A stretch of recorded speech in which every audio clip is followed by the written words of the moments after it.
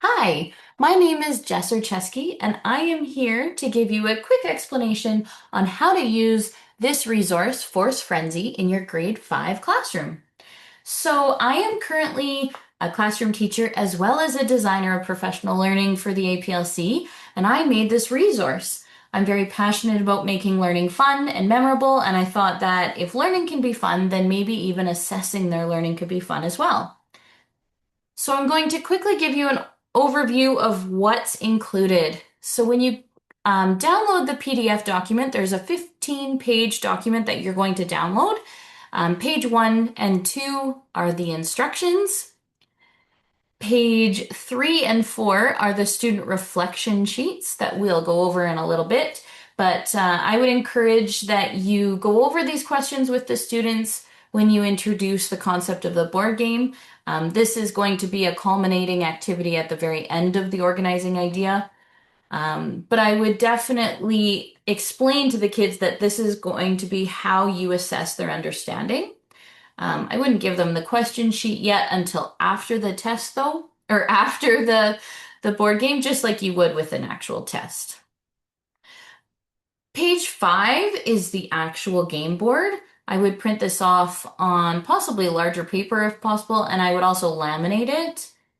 Page 6 is the card mat. Now, this is my attempt at making the game more organized, showing students that there's two separate decks of cards and giving a home to each deck.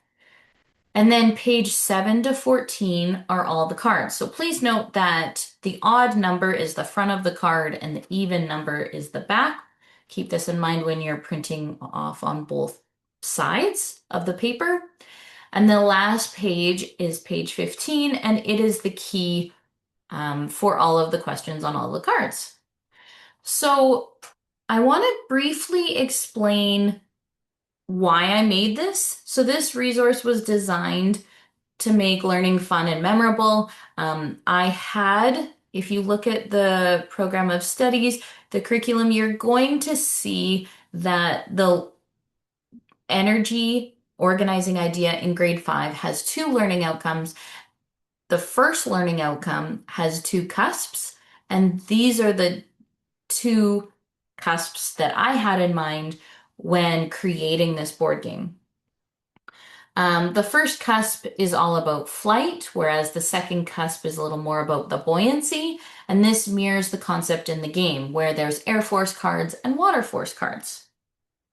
So the prep work for creating this board game is to probably keep it in mind for a one game for, I would say, 2 to 6 players.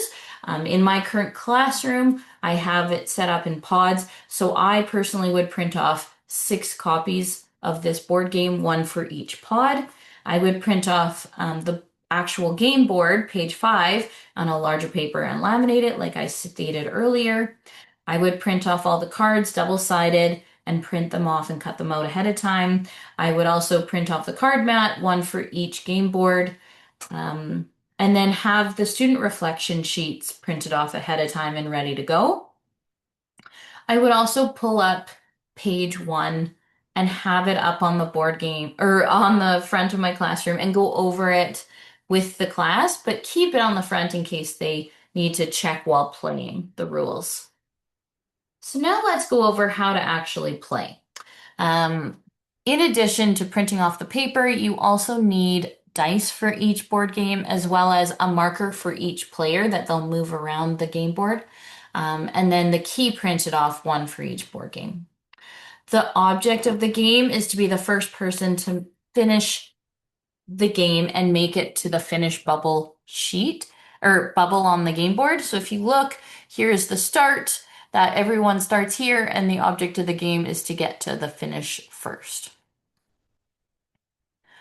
So all the players are going to put their tokens on start. They're going to shuffle each deck of cards and place it face down on the card mat.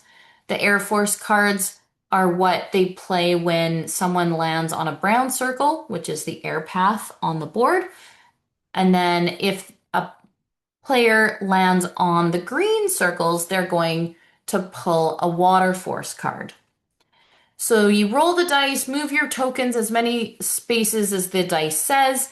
There are some extra instructions on the board. So if you land on one that says move ahead two, then you move ahead two. But every turn, they're going to pull a card. Um, they're going to read the card aloud and answer the question. Another player that's not the one that pulled the card can check the key. And if answered correctly, the player can move ahead two spaces. If they get it wrong, they have to move back one space. Now, throughout the board game, there's also going to be challenge cards, and you're going to see there's only a few in the actual board game, but the challenge cards are what is explained on page 2. So when students land on a challenge spot, they are to tell the teacher. These are hands-on opportunities that the teacher will lead. There are only 2 challenge spots on the board, so this won't happen very often. Don't worry. But challenge 1, challenge 2, and challenge 3 are just different varieties of things that you could set up for the challenge cards, and it explains what the correct answer is and what happens if they get it correct. Last but not least, I'd love to hear from you. So if you have any questions or concerns or comments or anything, feel free to email me at jessorcheski at aplc.ca. So that's JESS dot ORACHESKI at aplc.ca. I'd love to hear how Force Frenzy went in your own classroom. Talk to you soon.